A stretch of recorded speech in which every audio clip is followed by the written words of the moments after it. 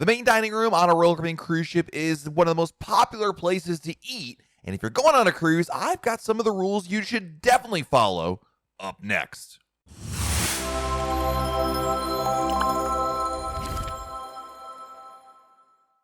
Hey everyone, it's Matt from RoyalCaribbeanBlog.com. I love the main dining room. I just love the fact that there's a good variety of food. I like having the waitstaff getting to know me. And I like the idea that it looks a little nice, a little elegant in its overall decor. And despite all the changes over the years, the main dining room on any cruise ship is still an institution of the cruise experience. While the experience in the dining room may not nearly be as formal as it once was, there are still plenty of faux pas to avoid when you're dining there. And everybody should be aware of what they should or should not do while eating in the main dining room.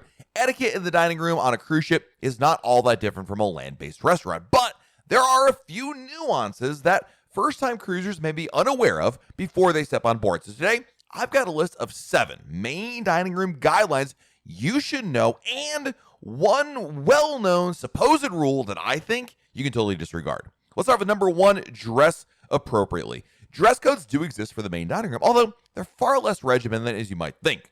While Royal Caribbean is fairly ambiguous on if shorts are allowed, there are some basics related to the dress codes that are usually enforced. Each evening, the dining room will have a dress code. Usually, it's either casual or formal. On some longer sailings, they can work in smart casual, which I admit I have trouble distinguishing from regular casual anyway.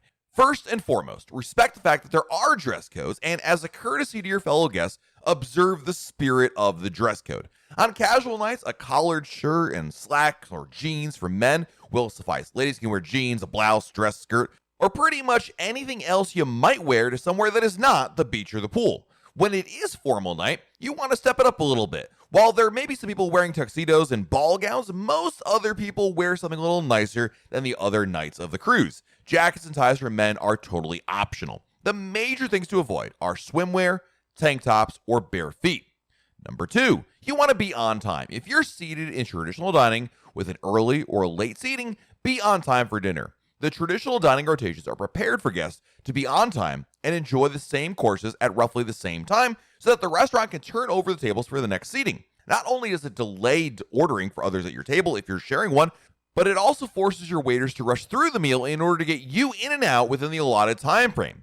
If you booked my time dining, showing up at the wrong time for your reservation may mean you might not have a seat and have to wait longer. So being on time is important. Number 3, avoid controversial topics with table mates. If you're seated with other people at your table, you should feel free to strike up a conversation, but you really want to avoid the third rail of discussion, religion and politics. Everyone has different viewpoints, and the last thing you want to do is get into a heated debate with people that you don't know just to pass the time while at dinner. Instead, talk about something you did on board, plans for the next day, the weather, favorite sports teams, and pretty much anything else that steers clear of an issue that can lead to yelling, anger, or awkward silences. You also want to be considerate to your waiters in the dining room. Now, this may seem obvious, but you don't want to be rude to the waitstaff. Besides the general courtesy of learning to pronounce your waiter's name, keep in mind mistakes can happen. A forgotten drink, a missed ingredient, or even the wrong dish can happen to anybody. Waiters work long hours and have likely been serving other guests throughout the day. If there's a bigger issue that's not easily overlooked, first, try to take the issue up politely with the waiter. If that doesn't work, then ask to speak to the head waiter so they can address it. The bottom line is you're far more likely to get an issue resolved when being polite rather than when being rude. Next up, something you want to do in the main dining room is be mindful of general table manners. Good table manners are appropriate for all dining occasions, not just cruise ships. So not only do good table manners reflect positively on you, it shows respect to your waiters and the people who dine with you. So don't eat with your hands. When ordering, it's more gracious to say, "May I please have," rather than "give me the." Don't talk with your mouth full, and don't twirl your napkin. These are just some basic ideas, right? Pretty obvious, but these things go a long way, and it shows respect for the people at your table. Another tip is take the after-dinner talk elsewhere. This is something I think some may not think about, but the main dining room is on a schedule. So after you've had your dessert, coffee, and anything else you've ordered, you should work on moving away from the table so that the waitstaff can clear it and prepare for the next guest.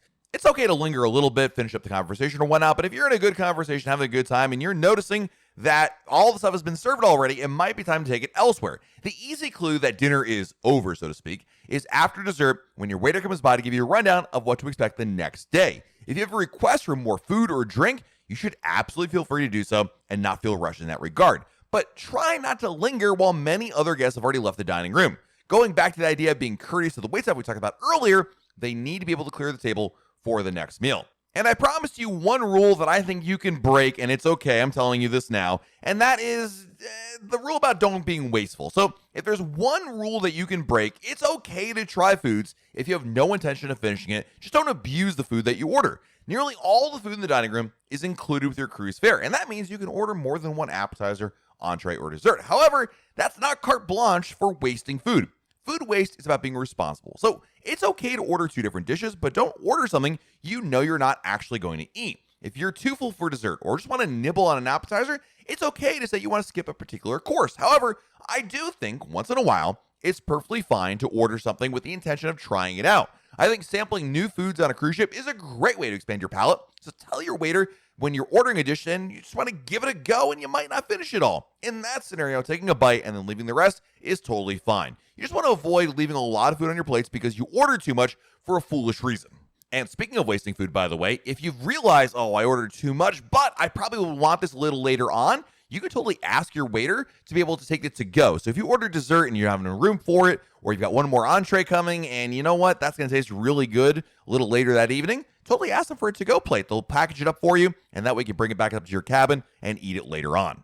If you know you want to sample something, but you're definitely not going to finish the whole thing, or you're just not feeling hungry at all, but you know you want to eat something for a meal, you can also ask your waiter for a smaller portion size that may help reduce the food waste.